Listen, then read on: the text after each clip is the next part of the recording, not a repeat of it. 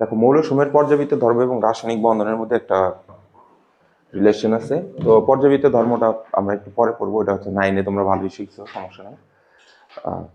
আর বেশি ইম্পর্টেন্ট হলো hybridization, MCQ CQ এর জন্য, এবং হচ্ছে তোমার হলো শর্ট কোশ্চেনের জন্য। এর জন্য ওই টার্মে যাইতেছে, কোনো সমস্যা নেই। তো এইখানে প্রথম যে আলোচনা আসছে, রাসায়নিক বন্ধন কাকে বলা হয়? কোনো মৌল ধরো হচ্ছে তার সর্বশেষ শক্তি স্তরে কি করতে চায়, নয় 2টা ইলেকট্রন তৈরি করতে চায়, না হলে কয়টা? 8টা। 2টা হচ্ছে ডাবলেট রুল আর 8টা হচ্ছে অক্টেট রুল। এটা করলে তারা স্টেবল অবস্থানে যায়, বুঝছো? মানে এটা যদি আমরা একটু উদাহরণ দিই, খুব মনোযোগ দিবা ইনশাল্লাহ। ও 1 মিনিট,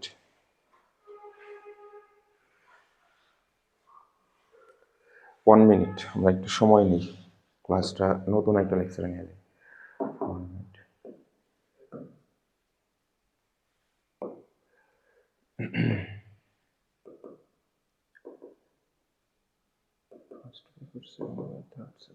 এই যে এখানে আমি একটা ফোল্ডার নিতে পারি, এটা হলো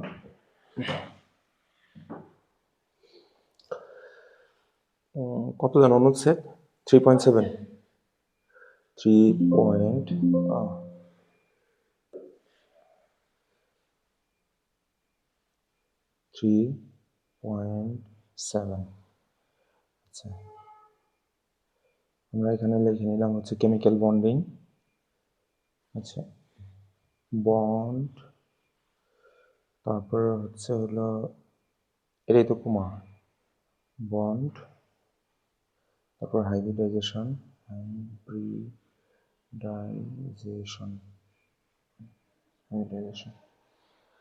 আচ্ছা, এটা হলো আমাদের নতুন ফাইল।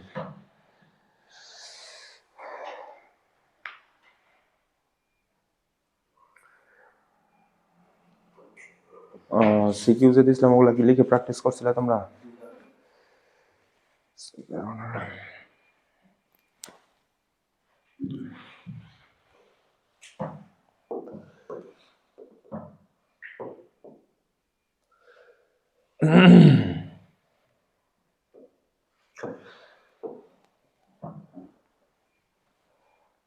আচ্ছা, তাহলে আমাদের পার্ট হলো হাজারি স্যারের, একটু উঠে নাও, পার্ট 3.7 থেকে শুরু।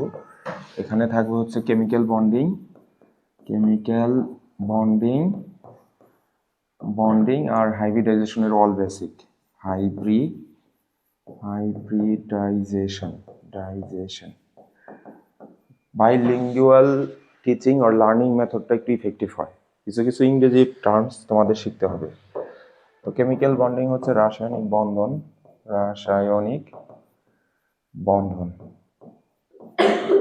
করণ।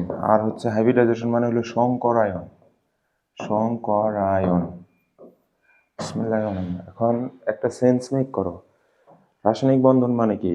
যে পরমাণুগুলো আছে তাদের মধ্যে হচ্ছে বন্ডিং, অর্থাৎ কি কি বন্ধন থাকতে পারে, বন্ধন কিভাবে তৈরি হয়, এই প্রপার্টিগুলো নিয়ে আলোচনা করা হবে।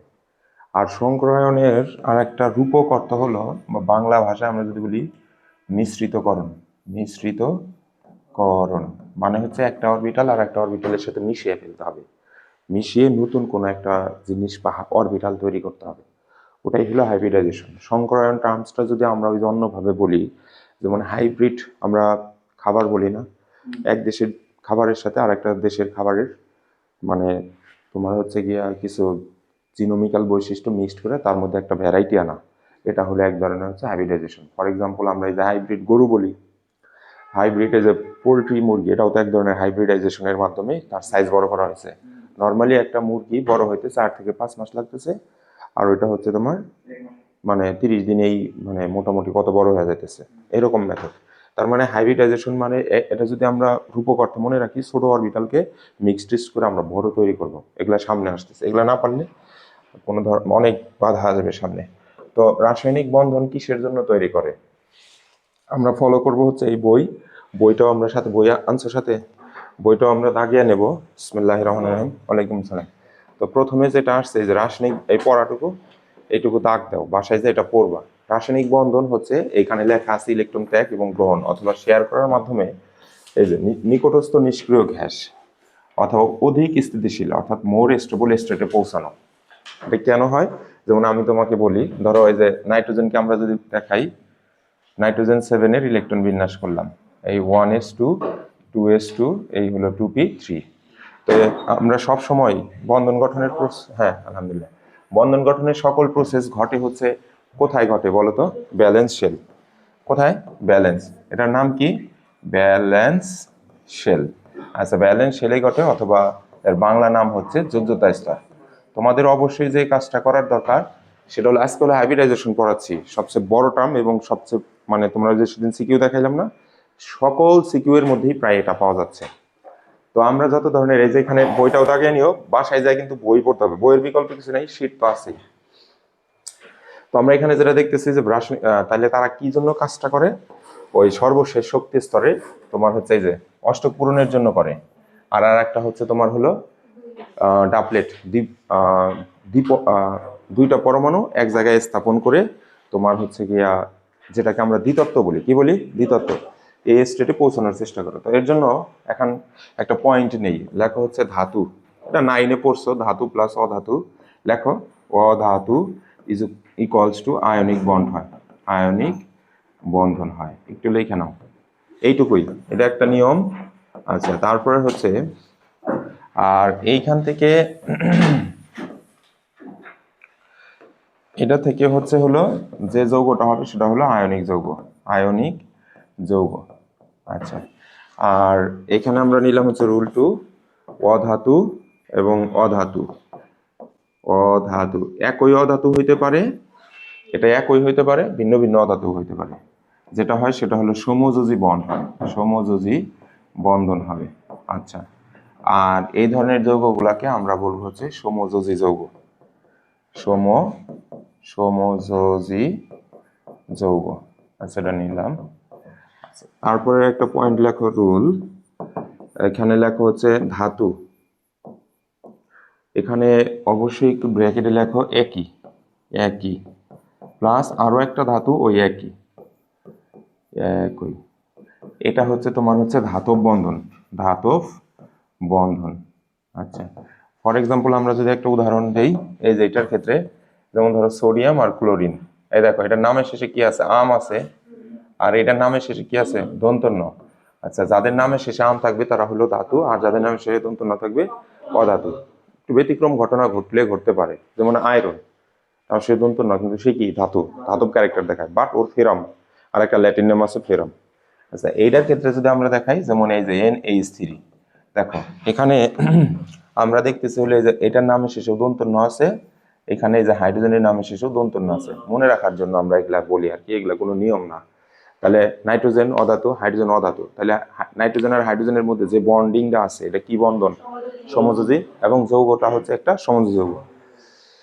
অধাতু, অধাতু অনেকগুলো, যেমন ধরো এখানে আমি একটা উদাহরণ দিলাম, অনেকগুলো, অনেকগুলো ধরো সোডিয়াম পরমাণু, এনে পরমাণু, এনে পরমাণু পাশাপাশি থেকে, পাশাপাশি, পাশাপাশি থেকে, যেমন ধরো আমরা লিখলাম এনে দণ্ড তৈরি করে, দণ্ড, দণ্ড তৈরি হয়, তৈরি হয়। তাহলে এখন যদি আমি বলি যে সোডিয়াম দণ্ডের ভিতরে, সোডিয়াম পরমাণুগুলোর মধ্যে কোন ধরনের বন্ধন আছে, অ্যান্সার হবে হচ্ছে ধাতব বন্ধন আছে। কোন ধরনের? ধাতব, মেটালিক বন্ড। আচ্ছা,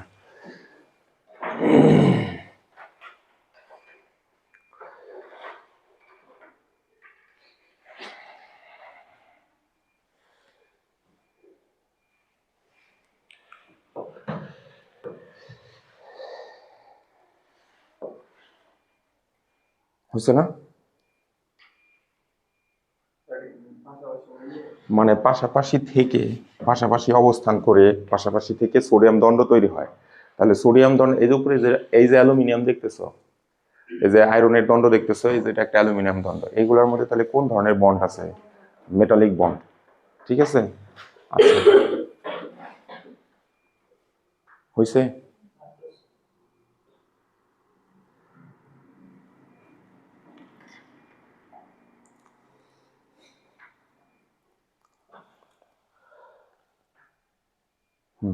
এইবার,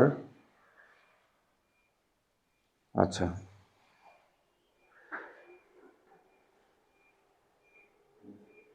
হয়েছে না?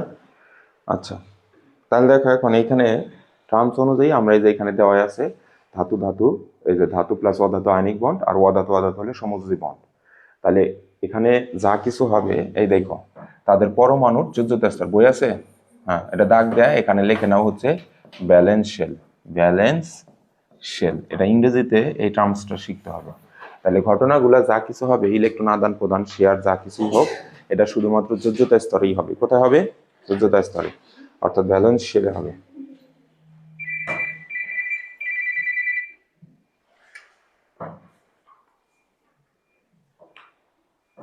হয়েছে না? আচ্ছা, এবার এই টার্মসগুলো বাসায় যা রিডিং পড়বা, তোমাদের পড়া দেওয়া হলো। আসো এইখানে যদি এই যে এখানে একটা টার্মস আছে লুইস প্রতীকের মাধ্যমে তুমি কিভাবে হচ্ছে যে এটা দাগ দাও, লুইস প্রতীকের মাধ্যমে কিভাবে তুমি হচ্ছে আয়নিক যৌগ আয়নিক বন্ধন গঠন ব্যাখ্যা করবা। আচ্ছা, পেজ নাম্বার পাচ্ছ না? কত নাম্বার পেজ এটা? 326 পেজে যাও, দাগাইতে হবে বই। আর কালার পেন রাখতে বলছিলাম একটা, পোলাপান স্বপ্ন দেখো ইউনিভার্সিটিতে পড়বা, তাহলে বই দাগাবা না, এটা তো হতে পারে না। আচ্ছা দেখো, অবশ্যই আগামী ক্লাস থেকে কালার পেন থাকবে সবার আগে। তাহলে লুইস গঠনের মাধ্যমে, লুইস লুইস গঠনের মাধ্যমে আয়নিক বন্ধন ব্যাখ্যা করার বেসিক, ব্যাখ্যা করা এইটুকু একটু লেখা লাগবে, ওই যে হাইব্রিডাইজেশনের শীট তো আমি দিয়ে দেবো, ব্যাখ্যা করার বেসিক। আচ্ছা দেখো, তো লুইস গঠন, যেটাকে যদি আমরা বলি ইংলিশে বলি যদি লুইস স্ট্রাকচারের মাধ্যমে তুমি আয়নিক বন্ধন কিভাবে ব্যাখ্যা করবা। আচ্ছা, তো এখানে কয়েকটা পয়েন্ট আমি লিখলাম, যেমন ধরো এইভাবে ধাতু দেখলাম, ধাতু বা অধাতু, অধাতু অধাতু এর ইলেকট্রন বিন্যাস করার পরে ইলেকট্রন, এটাই হলো বেসিক আর কি, এখানে আমরা একটু বেসিক লিখে নেই তাহলে পড়া রিভিশনের সময় একটু ইফেক্টিভ হবে। ইলেকট্রন বিন্যাস করার পর ব্যালেন্স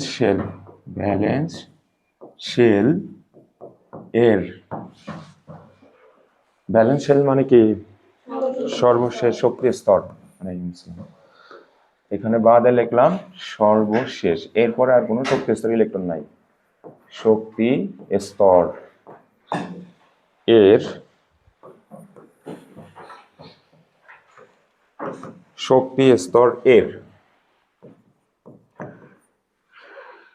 যে ইলেকট্রনগুলো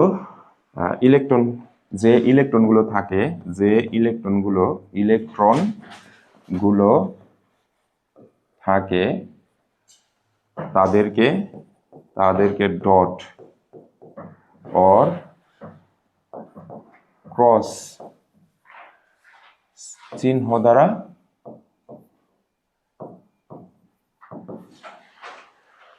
প্রতীকের চারপাশে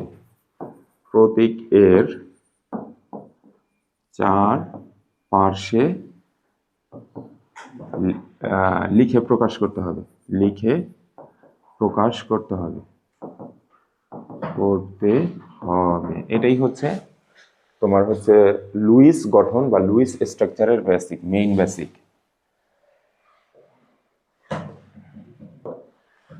আচ্ছা, এখানে পয়েন্টটা মনে রাখবা যে একটা হলো ডট চিহ্ন, না হলে ক্রস চিহ্ন, দুইটা ইউজ করতে পারো, কিন্তু একই অ্যাটমসের ক্ষেত্রে দুইটা না, বুঝছো? আচ্ছা, তো নির্দেশনা, জরুরি নির্দেশনা, সেটা হচ্ছে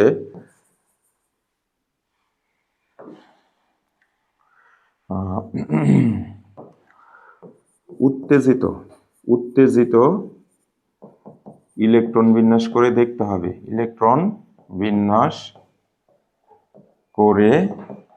হবে, কোনো পরমাণুর ভ্যালেন্স শেল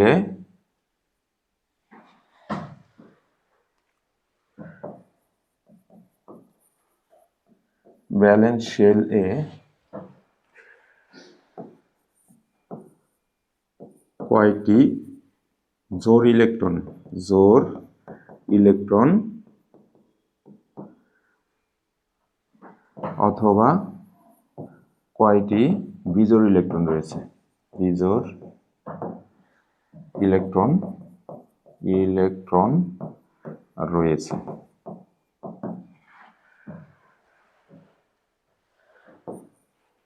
জোড় ইলেকট্রনগুলোকে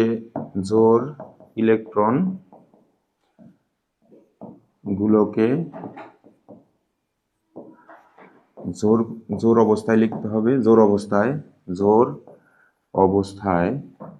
এই যে এরকম জোড় অবস্থায় ডট, এই দেখো তো, এই যে জোড় অবস্থায় ডট, তুমি এই যে এই দিকেও ডট দিতে পারো, এই যে এরকম জোড় অবস্থায় ডট অর ক্রস, এই যে এরকম ক্রস তুমি হচ্ছে এরকম দিতে পারো, আকারে বসাতে হবে। আর মুক্ত অবস্থায় থাকলে, বিজোড় অবস্থায় থাকলে বিজোড় অবস্থায় প্রতীকের পাশে লিখতে হবে। আর বিজোড় ইলেকট্রনগুলোকে বিজোড় অবস্থায় প্রতীকের সাথে, এখানেও লিখলাম প্রতীকের পাশে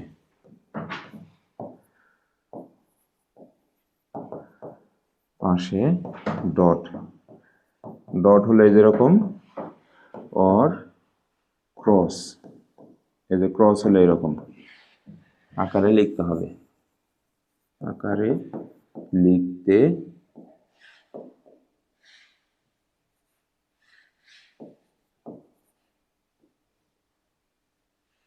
হবে, আচ্ছা এটা গেল।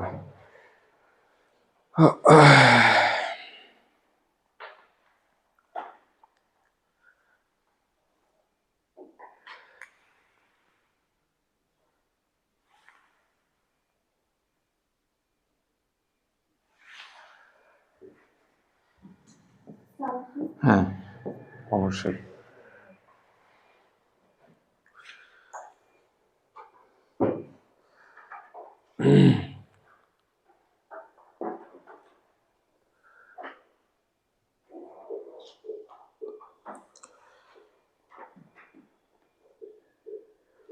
লেখছো? আচ্ছা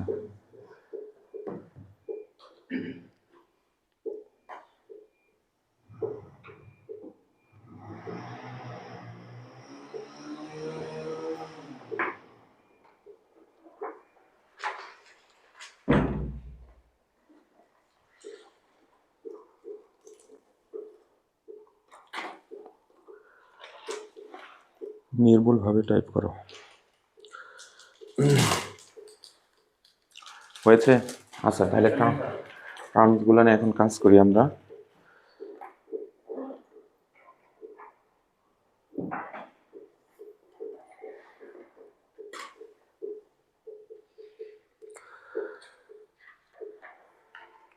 কেউ যদি লেখায় স্লো হও তাহলে তো প্রয়োজনে আমি গ্রুপে দিয়ে দেবো নি।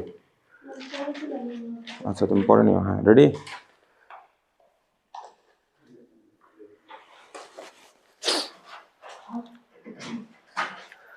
তাহলে চলে যাচ্ছে। হ্যাঁ তাহলে প্রথম পয়েন্টে আমরা যেটা লিখলাম সেটা হচ্ছে গিয়া, যদি লুইস গঠনের মাধ্যমে আয়নিক বন্ধন ব্যাখ্যা করো। এটা আসলে আয়নিক বন্ধন বলতে সমযোজী বন্ধন, এখানে সমযোজী বন্ধন হবে আর কি। আয়নিক বন্ধন বা সমযোজী বন্ধন ব্যাখ্যা করো, তাহলে হচ্ছে প্রথমত ধাতু অথবা অধাতুর ইলেকট্রন বিন্যাস করার পরে দেখতে হবে ব্যালেন্স শিলে বা সর্বশেষ শক্তি স্তরে যে ইলেকট্রনগুলা থাকে সেইগুলাকে ডট অথবা ক্রোন চিহ্ন দ্বারা প্রকাশ করবা তাদের পাশে। তো এগুলা কিভাবে প্রকাশ করবা, তার জন্য এই যে 3টা লাইন মনে রাখতে হবে। উত্তেজিত ইলেকট্রন বিন্যাস করে দেখতে হবে কারা জোড়া অবস্থায় আছে আর কারা বিজোড় অবস্থায় আছে। যারা জোড়া অবস্থায় থাকে তাদেরকে জোড়া অবস্থায় লিখবা, আর যারা বিজোড় অবস্থায় থাকে তাদেরকে বিজোড় অবস্থায় লিখবা। তো কই থেকে আসলো? আমাদের এই যে এখানে দিয়ে দিচ্ছে, যেমন লুইস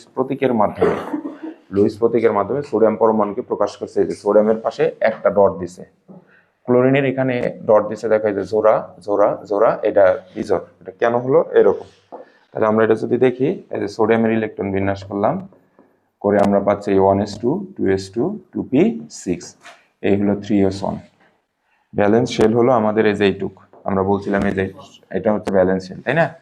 তো সেই হিসাবে এই ব্যালেন্স শেলের ইলেকট্রন যেহেতু একটা আছে, এটার উত্তেজিত দেখানোর কিছু নাই, তো এটার যদি লুইস প্রতীক লিখি তাহলে লুইস প্রতীক হবে, লুইস হলো একজন সায়েন্টিস্টের নাম, 1960-তে উনি মানে ফর্মুলেশন করছেন এগুলা। তো হবে যে এরকম সোডিয়াম একটা ডট, যে কোনো জায়গায় ডটটা দিতে পারো, ধরো এই যে এখানেও দিতে পারো, অথবা হচ্ছে এখানেও দিতে পারো, অথবা হচ্ছে যে জায়গায়ও দিতে পারো, যে কোনো এক জায়গায়। অধাতু ক্লোরিন, ক্লোরিনের ক্ষেত্রে আমরা দেখতেছি সোডিয়াম, সরি, তো আমরা জানি যে শুরুর ইলেকট্রন বিন্যাসগুলো আমরা নিয়ন দিয়ে রিপ্লেস করে নিই, তাই না?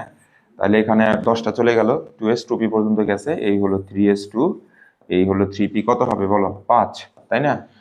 আচ্ছা, তাহলে এটার ব্যালেন্স শেল হলো এই যে এখান থেকে এ পর্যন্ত। এটাকে যদি এক সাইড, এখন এই অবস্থায় তুমি এটাকেও লিখতে পারো, কোনো সমস্যা নাই, এইভাবে দেখাতে পারো ক্লোরিন, এই যে ডট ডট ডট ডট, তাহলে টোটাল আছে কয়টা? 4টা। তাহলে তুমি হচ্ছে এভাবে এখন যে কোনো, এই যে আবার এখানে আসলো, এখানে আসলো, এইখানে আসলো, এই যে এখানে একটা বীজের অবস্থায় হলো, তাহলে বন্ডিং এ অংশগ্রহণ করে। আমরা 9 থেকে একটা জিনিস শিখে আসছি, 9 গ্রেড থেকে, যেটা বীজের ইলেকট্রন সেটা বন্ডিং এ অংশগ্রহণ করে। বুঝতে পেরেছ? তাহলে আমরা এই যে বইয়ের মধ্যে দেখলাম লুইস প্রতীকের মাধ্যমে যদি ব্যাখ্যা করো, এইভাবে ব্যাখ্যা করবা যে হলো সোডিয়াম পরমাণু লেখার সময় সোডিয়ামের এইখানে একটা ইলেকট্রন দিবা, দিয়ে একটু দূরে প্লাস দিবা, পাশাপাশি দিবা না। ক্লোরিনের এই জায়গায় এই যে বিজোর বিজোর বিজোর, আর এটা উত্তেজিত দেখাইলে কিন্তু এই যেরকম হয় 3s2 এলো 3px 3py 3pz, তাহলে 5টার মধ্যে এখানে দুইটা দুইটা এই একটা, সেই হিসেবে এই দুইটা হলো এটা, এই দুটো হলো এটা, এই দুটো হলো এটা, আর ওই বিজোরটা এটা। তাহলে ওর হলো অষ্টক পূরণের জন্য, ও অষ্টক পূরণ এইটুকু যদি ছেড়ে দেয় তাহলে থাকতেছে এই যে এইটুকু, এই যে 8টা হয়ে যাইতেছে, তাই না? আবার ওর একটা দরকার, তাই এই একটা ইলেকট্রন এই যে এখানে ইনক্লুড করবো। আমি যে ডট ক্রসের একটা সিস্টেম দেখাইলাম না, তো দুইটাই ডট নিতে পারো, সমস্যা নাই। আবার ধরো তুমি এই যে একটারে ক্রস নিতে পারো, ক্রস, ঠিক আছে? তাহলে এবার বন্ডিং এর ক্ষেত্রে এটা ওয়ারে দিয়ে দেবে। এখন তাহলে দাঁড়াচ্ছে হলো সোডিয়াম যখন এইখান থেকে চলে গেল, তাহলে এখানে একটা প্লাস চার্জ হলো, এই চার্জটা আবার এখানে লেখা যাবে না, চার্জটা প্রতীকের উপরে মাথায় লিখতে হবে। লুইসের প্রতীক অনুযায়ী ইলেকট্রনকে আশেপাশে যে কোনো জায়গায় লেখা যেতে পারে, কিন্তু চার্জ সবসময় কর্নারে লিখতে হবে। কোথায় লিখতে হবে? কর্নারে। তো আমি কর্নারে যদি লিখি, ধরো এটাকে যদি নিয়ে আসি, এই যে এটা এইখান থেকে ধরো এই জায়গায় নিয়ে আসলাম, তো এটা কি রকম হয়? এটা আসলে যদি আমরা দেখাবো যে আসসালামু আলাইকুম, এখানে ধরো হলো রিপ্লেসের ব্যাপার আছে একটু। এই ধরো এই যে এটাকে সরিয়ে দিলাম, এই যে অংশ ইলেকট্রনগুলো সরিয়ে দিলাম, এই ইলেকট্রনটা এখানে নিয়ে আসলাম, আর এটা এই জায়গায় রাখলাম। তাহলে এই যে ইলেকট্রনটা এই দিক থেকে আসলো, ওটা হলো এই যে এটা ছিল না আমাদের, মানে ক্রস ছিল, ফলে এটা একটা কি চার্জে চার্জিত হলো? মাইনাস চার্জে। মাইনাস চার্জে চার্জিত হওয়ার কারণে এইখানে তুমি হচ্ছে ক্রস আর দিবা না,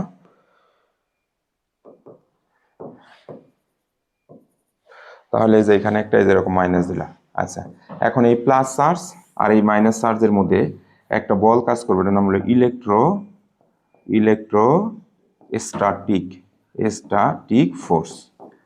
ইলেকট্রোস্ট্যাটিক ফোর্স মানে স্থির বৈদ্যুতিক আকর্ষণ বল ক্রিয়া করে। চার্জ দুইটা আকর্ষণ বল ক্রিয়া করার কারণে তারা আস্তে আস্তে পাশাপাশি চলে আসে। এখন এটাকে তুমি এই যে এখানে একটা অভেদ চিহ্ন দিবা, দিয়ে দেখিয়ে দিবে যে সোডিয়াম এবং ক্লোরিন পরস্পর যুক্ত হয়ে এই যে সোডিয়াম ক্লোরাইড তৈরি করলো। বুঝতো? আচ্ছা, এটা গেল শেষ, আয়নিক বন্ধন গঠন প্রসেস শেষ। এবার আমাদের এই জায়গায় আছে হইলো এরকম ভাবে বাসায় যে কয়েকটা করবা, এখানে এই প্রসেস গুলাই দেখানো হয়েছে, পারবা তো নাকি? আচ্ছা, তো এখানে একটা টার্ম আছে, এই যে এই টার্মটা পড়বা, এটা নৈর্ব্যতিক আসে, like like dissolve like, like dissolve like, এটা কিন্তু নৈর্ব্যতিকে প্রচুর জায়গায় এই লাইনটা হুবহু পাওয়া যায়, এটা বাংলায়ও লেখা অনেক সময়, লাইক এরকম লেখে, like dissolve dissolve, like dissolve like. আচ্ছা, যদি এটা মিলে ডিসলভ মানে কি, ধরো আমরা আমাদের ভাষায় লিখলাম গলে যাওয়া, গলে যাওয়া বা দ্রবীভূত হওয়া। Like dissolve like, like dissolve like মানে হচ্ছে যে যে ক্যারেক্টারিস্টিক সে সেই রকম ক্যারেক্টারিস্টিকের একটা দ্রাবকের মধ্যে গলে যাবে।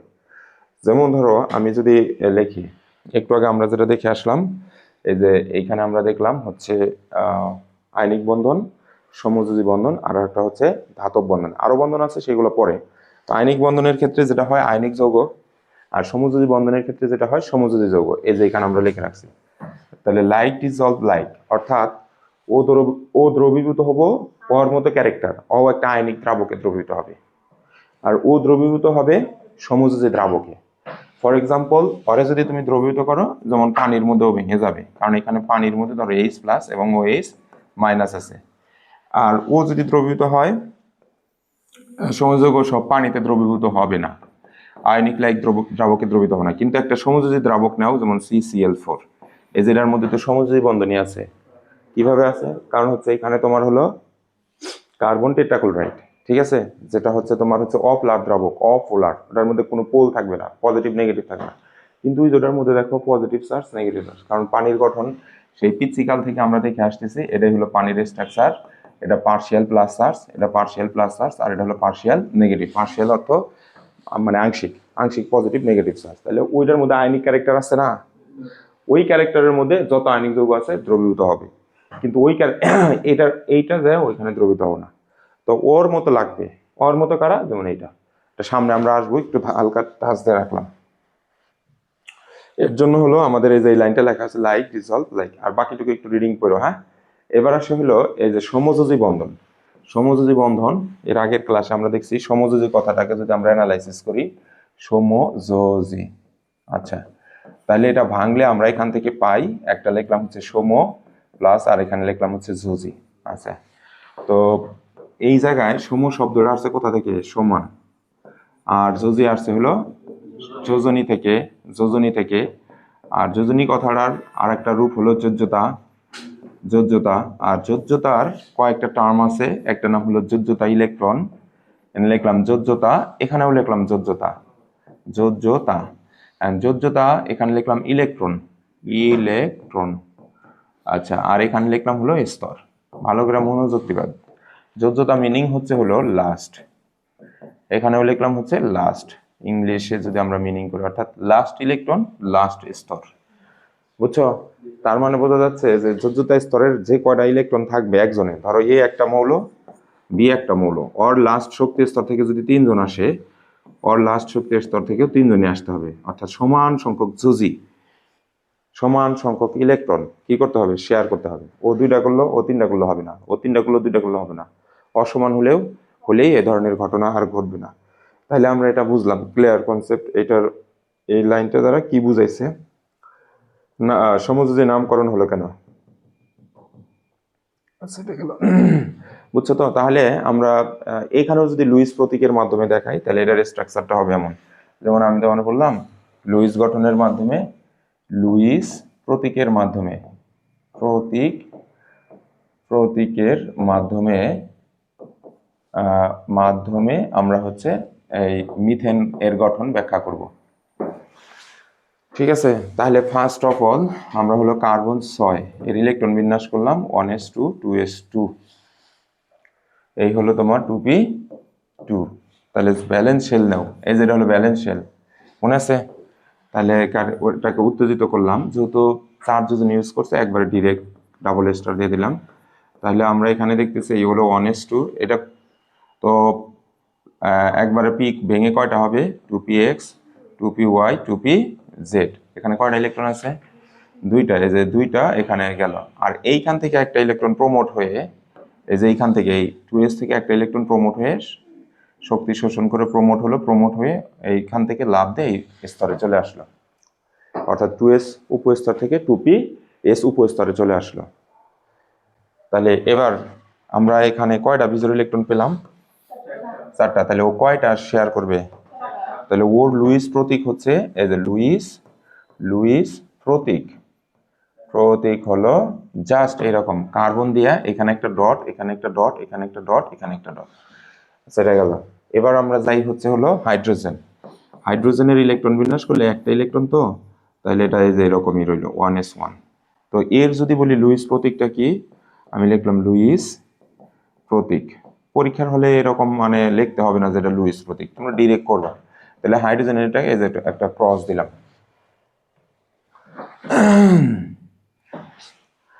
এখন বন্ডিং এ যদি দুইজনে যায়, তো ওর 8 বানানোর জন্য ওর 4 জন দরকার। আর ও তো আসলে 8 বানাতে পারবে না, ও বানাবে হচ্ছে ডাবলেট 2 বানাবে, তো ওর জন্য 2টা দরকার। তো এখন কি করবা? তাহলে ওই যে সিম্বলটাকে এখান থেকে নিয়ে আসলাম, ওরা বন্ডিং এ অংশগ্রহণ করে এইখানে আসলো। এখন আজকের ক্লাসটা এতটাই গুরুত্বপূর্ণ, কল্পনাও করতে পারবা না তুমি, মানে যত সিকিউ আছে সলভ করতে পারবা। আর হচ্ছে হাইব্রিডাইজেশন বুঝতে হলে এইগুলা বুঝতে হবে। আচ্ছা, এটা একটু কালার চেঞ্জ করে নিই আমরা। ধরো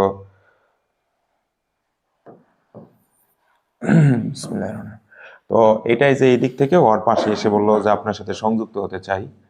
আবার এই দিক থেকে ধরো একজন আসলো, ধরো এখান থেকে এই যে জায়গায় আসলো, এখান থেকে ও এখানে আসলো, এখান থেকে এই জায়গায় আসলো, চার দিক থেকে ওরা আক্রমণ করবে। এই যেরকম প্লাস দিয়ে দিলাম প্লাস।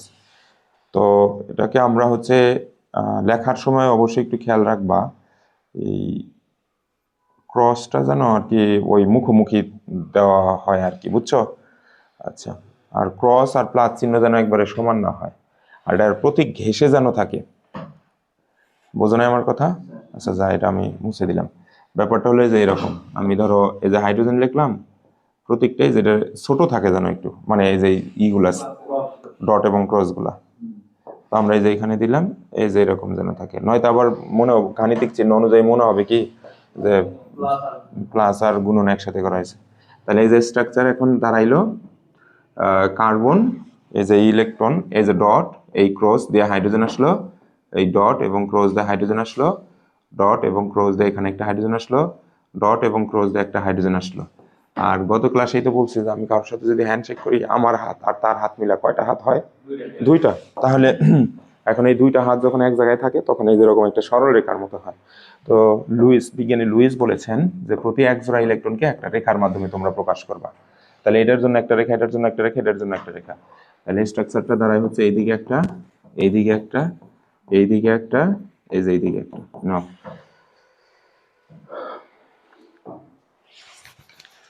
এগুলো এগুলো তোমাদের সেকেন্ডারি ক্লাসেই শিখে ফেলছো, তারপর একটু আলোচনা করে যাচ্ছি, কারণ প্রত্যেকটারই একটা কিউমুলেশন সিস্টেম আছে, একটার সাথে আরেকটা কানেক্ট না হলে মাঝখান থেকে সেইগুলা অতটা ইফেক্টিভভাবে ব্রেন প্রসেস করে দীর্ঘদিনের জন্য রাখতে পারবে না।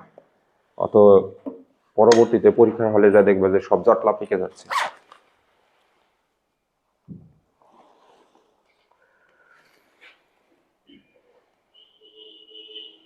কারো কাছে পানি আছে না?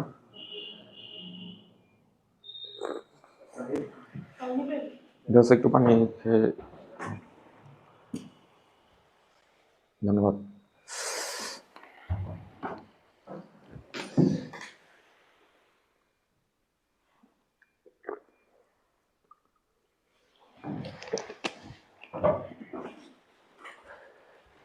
ধরো ব্যাখ্যায় কারোর কোনো সমস্যা হওয়ার কথা না, সমস্যা আছে? আচ্ছা, এবার আমরা টার্মসে যাই, বই কিন্তু ফলো করতেছি। এখন তোমরা একটা কাজ করবা, এই যে যেগুলো বন্ধনে অংশগ্রহণ করলো তাদেরকে আমরা বলবো বন্ড পেয়ার ইলেকট্রন, আর যেগুলো বন্ধনে অংশগ্রহণ করে নাই সেগুলো হচ্ছে লন পেয়ার ইলেকট্রন। তো এই যে এখানে কিছু রিডিং আছে, আমি যে এইগুলো এতক্ষণ ভরে ফেতলা পারলাম, বুঝছো?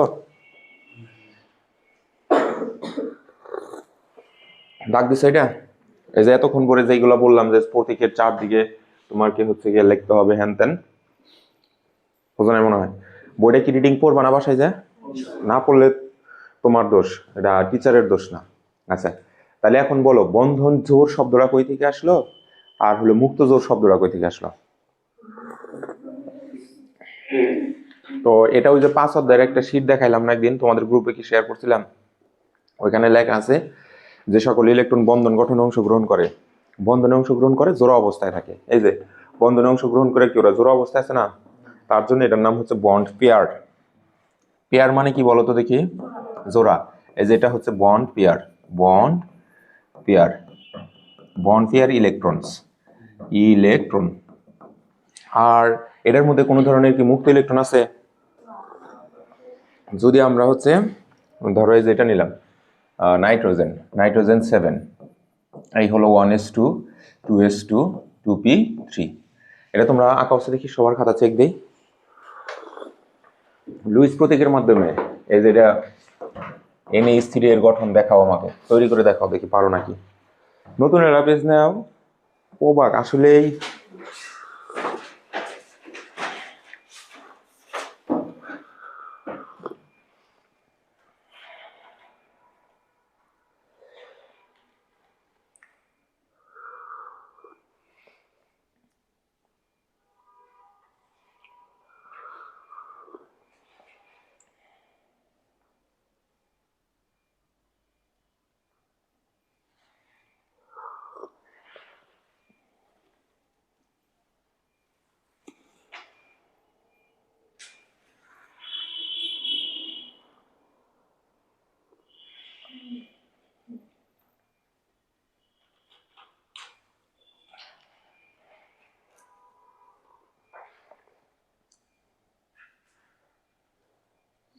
বুঝতে পারছি তোমাদের করতে যা লাগবো, নাহলে বোঝা যাবো না যে তোমরা পারো।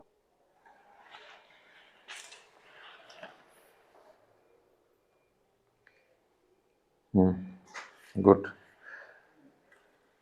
আনাজ করছো?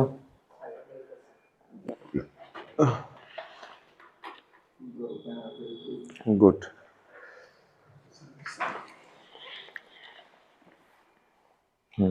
গ্রেট।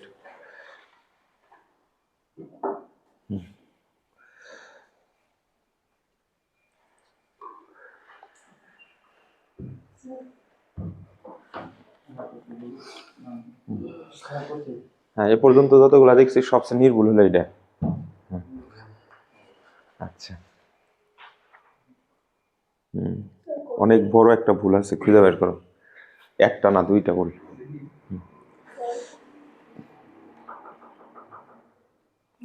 হ্যাঁ, এটা একদম নির্ভুল, পারফেক্ট। এখানেও কোনো ভুল নাই। তোমরা আনাজ ভুল আছে কিন্তু একটা জায়গায়, খুঁজে বের করো।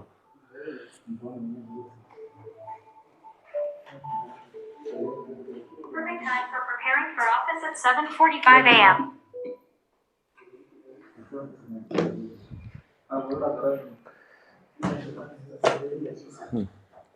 ভুলটা ধরে দেবো। হ্যাঁ হয়েছে, কিন্তু একটা ভুল আছে, একটা ভুল সবাই করতেছে। কারণ কি? হ্যাঁ হ্যাঁ হ্যাঁ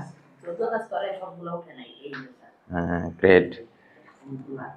হ্যাঁ, সেম সেম জায়গায় প্রবলেম। হ্যাঁ, আচ্ছা,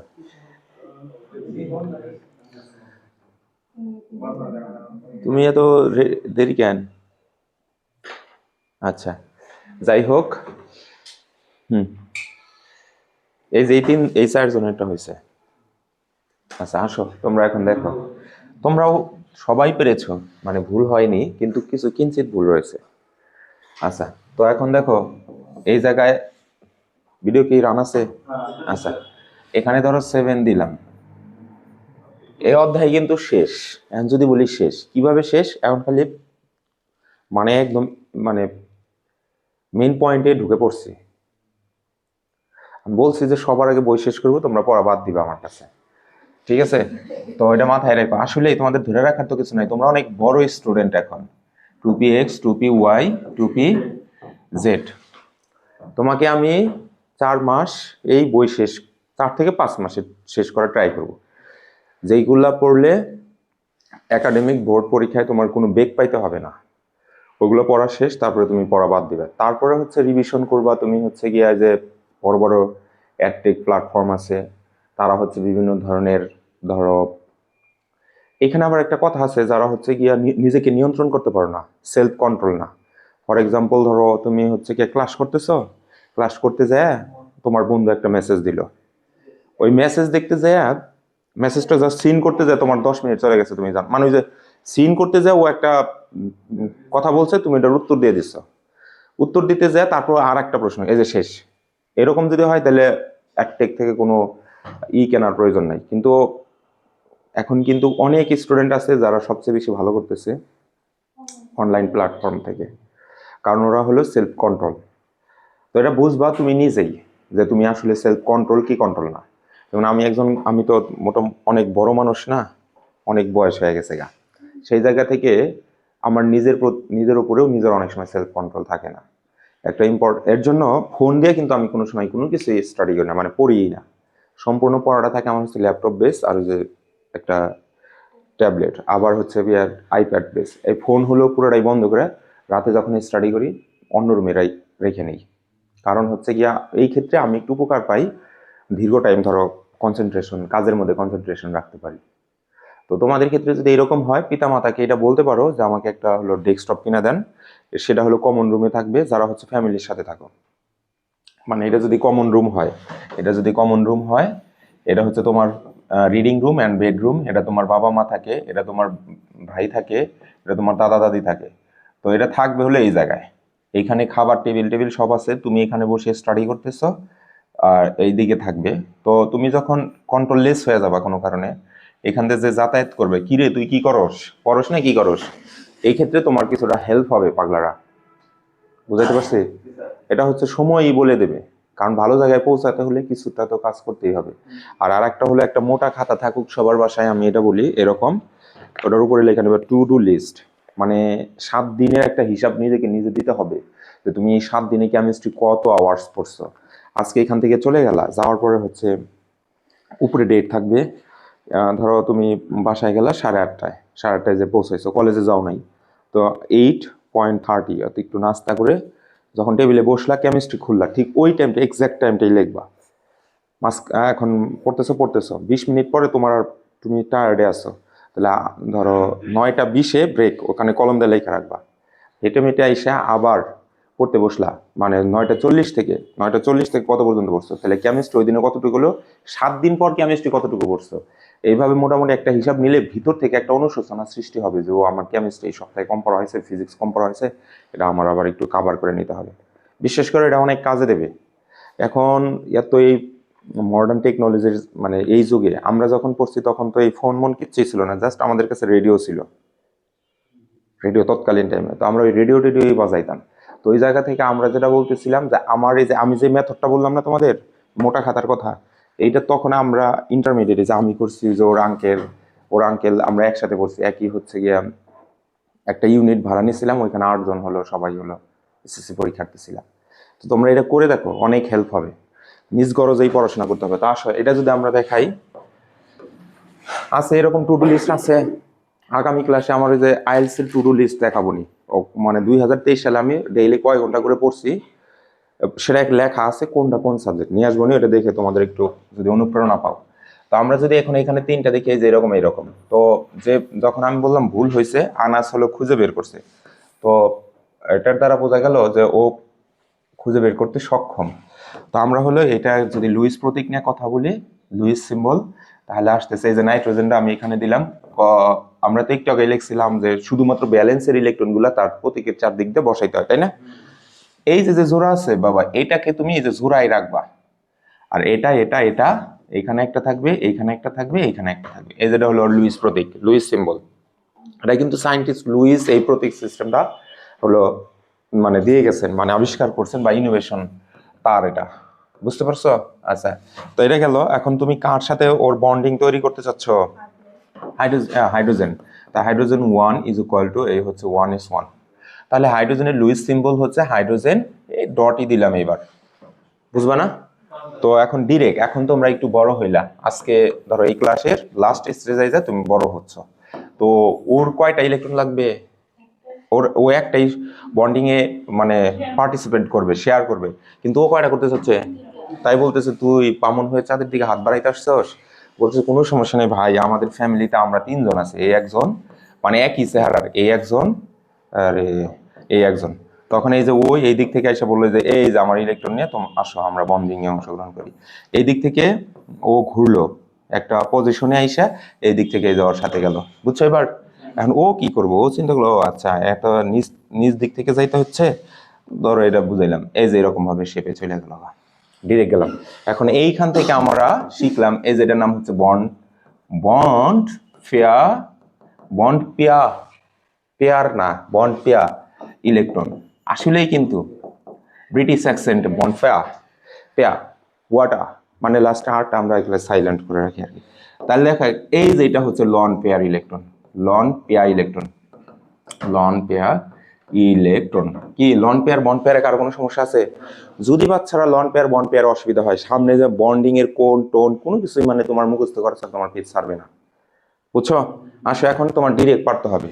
তোমার হচ্ছে ওয়াটার মলিকিউল নিলাম, এটাকে এখন তুমি হচ্ছে সিম্বল প্রতীকের মাধ্যমে দেখাবা। যেহেতু একটু বড় হইলা, সেই হিসাবে অক্সিজেন ডিরেক্ট করবো এবার। এই যে ওয়াই 1s2 2s2, এই হলো 2px 2py অ্যান্ড হচ্ছে 2pz। তোমাদের উত্তেজিত ইলেকট্রন বিন্যাসে কি এখনো সমস্যা আছে? এখনো যদি থাকে তাহলে দ্রুত সলভ করে নাও, তাহলে আর আমিও আর উত্তেজিত হইলাম না, মানে মানে তোমাদের সাথে রাগ করলাম না, ভালোভাবে বললাম। এখনো সমস্যা থাকলে তোমাকে হলো প্রয়োজনে আমার কাছ থেকে 10 মিনিট বইসা ঠিক করে নেওয়া লাগবে, কারণ উত্তেজিত ইলেকট্রন বিন্যাস নাই মানে তোমার জীবনে কিছুই নেই রসায়নের। আচ্ছা, তাহলে এখন ধরো এই যে অক্সিজেনের সিম্বলটা তাহলে এখন কি হয়, এই যে জোড়া, এই যে এখানে দিয়ে দিলাম, এই যে এই জোড়া এখানে দিয়ে দিলাম, এই যে এটা এখানে বিজোড়, এই যেটা হলো বিজোড়, বুঝছো? তাহলে হাইড্রোজেন অ্যাটাক করবে কোন দিক দিয়ে? বিজোড় ইলেকট্রনের সাথে। তাই এই যে এখান দিয়ে একটা হাইড্রোজেন আসলো, ওই জ্বরে রিজার্ভ রাখছিলাম, ও আইসা বললো যে আমি এইবার অক্সিজেনের পাইছি, তাহলে এই যে অক্সিজেনের সাথে চলে যাই। তাহলে আমরা হলো এখান থেকে এই যে একটু ঘুরবে, আচ্ছা এই যে আইসা এইখান থেকে যে ঢুকলো, এই যেটা হলো। তাহলে বলো ওয়াটার মলিকিউলের মধ্যে হচ্ছে বন্ড জোড় ইলেকট্রন আর লন পেয়ার ইলেকট্রন কয়টা? Bond pair electron lone. আচ্ছা, আর একটা ইংরেজি শব্দ ঠিকই বারবার পেশাল পারতেছি, বাংলায় তো বলে দিলাম না। লন মানে হচ্ছে নিঃসঙ্গ, লোনলিনেস। তোমরা বিভিন্ন ফেসবুকে স্টোরি দাও লোনলিনেস, তারপরে হচ্ছে গিয়ে বিভিন্ন লনলিনেস মিউজিক, মানে নিঃসঙ্গ মিউজিক আছে না, স্যাড সং। এটা হচ্ছে তোমার হচ্ছে গিয়া মুক্ত, বাংলায় যদি বলি, আর একটা হচ্ছে মুক্ত। তো এখন বলো এটা মুক্ত জোর কোনটা, একটা দুইটা? যদি বলি মুক্ত ইলেকট্রন কয়টা, তাহলে কি বলবা? আচ্ছা, লাস্ট আমাদের অপশন, ধরো এবার নাইট্রোজেন N2 এর তোমার হচ্ছে গিয়া সিম্বলের মাধ্যমে দেখো। তো একটু আগে তো আমরা দেখে আসছি যে এক জোড়া এক জোড়া, এটা এরকম, এটা এরকম, এটা এরকম, তাই না বাচ্চা? তো এইখানে আর একটা নিয়ে আসলাম। তাহলে মাঝখানে যে একটা প্লাস দিলাম, এখন অ্যারো চিহ্ন নিচের দিকে দিলাম, ওরা ওরা পাশাপাশি আসতেছে। তো এখানে যেটা হবে, ধরো এই যে জায়গায় আসলো, এখান থেকে ও হলো এই যে জায়গায় চলে আসলো, কাজ এরকম হইলো কেন? ও আবার ইলেকট্রন রাইখে আসতে চাইতেছে, মানে এই যে এখানে আসলো, এই যে তখন এই ইলেকট্রনটা বললো যে এখানে নিয়ে যাও তুমি, ও বললো ঠিক আছে, আমিও যেটা এখানে দিয়ে দিলাম। তখন ও বললো যে এই যে আমার এটা এখানে নাও, এই যে এটা নাও। তাহলে বন্ধন কয়টা হলো বলো? তিনটা। তাহলে এই স্ট্রাকচার থেকে আমরা শিখলাম এটা হচ্ছে যে এরকম নাইট্রোজেন নাইট্রোজেন ট্রিপল বন্ড। আমাদের সায়েন্টিস্ট লুইস স্যার বলছেন প্রতি এক জোড়া বন্ড জোড় ইলেকট্রনকে একটা হাইফেন দ্বারা প্রকাশ করা হয়। তো আমরা এই যে এখানে এরকম দিয়ে দিলাম, এরকম দিয়ে দিলাম। পরবর্তী স্ট্রাকচারে আমরা এখানে পেলাম N2। এখন বলো N2 তে কয়টা লোন পেয়ার ইলেকট্রন আছে? এই যে এইভাবে বলতে হবে, N2 তে কয়টা লোন পেয়ার ইলেকট্রন আছে? লোন পেয়ার ইলেকট্রন কয়টা আছে? দুইটা। লোন ইলেকট্রন কয়টা? লোন ইলেকট্রন কয়টা? পেয়ার বললে না বললে, যেমন আমি যদি বলি যেমন ধরো জাস্ট এগুলা তো ওই এক্সাম্পল দিয়েই যেন পড়াটা খুব মজা হয়। যেমন ধরো নাইম রে বললাম যে তোমার পেয়ার কো, তোমার জোড়া কো, বিয়ে করছে নাইম, দুইজনেরই দাওয়াত দিলাম, ও একাই আসছে। কিন্তু যখন বলবো যুগল দাওয়াত দিলাম, তাহলে দুইজন মিলে কাপল মিলে একটা না, বুঝছো, ওয়ান কাপল। যেমন ধরো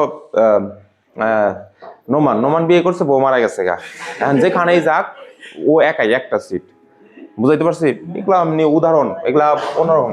আচ্ছা আচ্ছা, এখন এইদিকে তাকাও, এই যে লাস্ট। এখন যদি বলি PCl5 দেখাও, PCl5 দেখাও, বাসায় যায় তাহলে করা করবা, নাও হোমওয়ার্ক নাও এখন, যেহেতু ইজ হোমওয়ার্ক।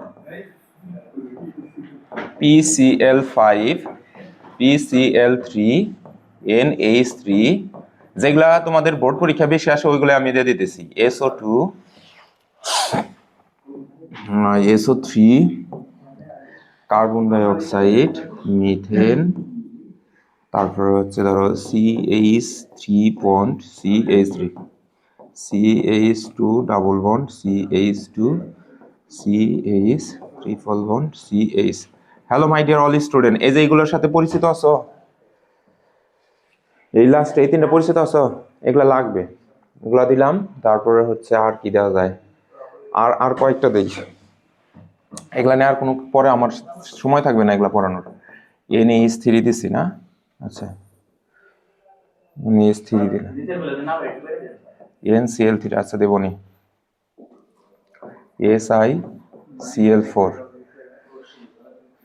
CCl4, যাও এই কটা করলে হবো নি। এগুলো হচ্ছে এই যে লুইস থিওরির মাধ্যমে বন্ড বন্ড ফর্ম দেখাবা, পারবা না? আচ্ছা আচ্ছা, না পারলে আমি বলবো নি,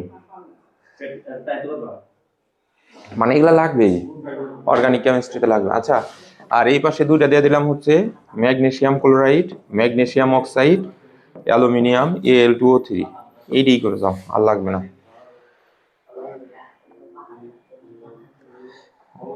তোমরা পড়তে চাও না, নয়তো আরো কটা বেশি করে দিয়ে দিলাম নি। দিয়ে তোমার কটা পরীক্ষার সামনে? পরীক্ষা ও কালকে থেকে পরীক্ষা, এই জন্য কয়েকজন আসে নাই না? বুঝছি।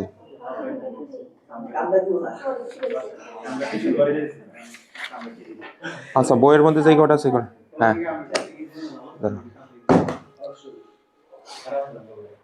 আচ্ছা এটা একটু বন্ধ করে তোমাদের সাথে আর